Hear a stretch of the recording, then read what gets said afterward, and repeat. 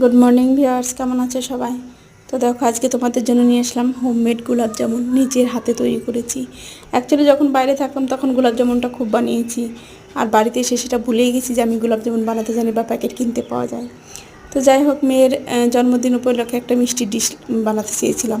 তো ফেসবুক থেকে অনেক কিছু আমি মিষ্টি একটা বানাতে শিখে গেছিলাম। তো ভেবেছিলাম সেইগুলোই কিছু একটা বানিয়ে ফেলবো।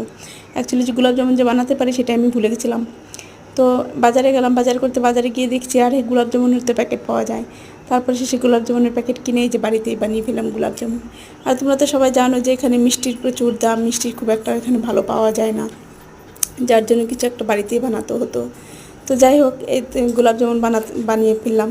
তো তোমরা কে কে গোলাপ জামুন পছন্দ করে একটু বলো, আর বাড়িতে কে কে বানাতে পারো। যদি না বানাতে পারো কেউ, আমার এই কীভাবে বানালাম সেটা দেখে তোমরা বানিয়ে খেতে পারো। খেতে কিন্তু বেশ ভালোই টেস্টি হয়েছিল। যেমন বলার কথা আছে না যে দুধের স্বাদ ঘোলে মেটানো, সেই রকমই বলতে পারো। কারণ বাইরে যারা থাকে তারা এইভাবেই দুধের স্বাদ ঘোলেই মেটায়, আমিও সেটাই করলাম আর কি। বাইরে থেকে এইসব বানানো শিখে গেছিলাম, কারণ খেতে তো হবে, খেতে ইচ্ছে করতো মিষ্টি যখন, তখন আমরা এভাবে বানাতাম। তো কেমন লাগলো আমার ভিডিওটা জানিও। বাই বাই, সবাই ভালো থেকো।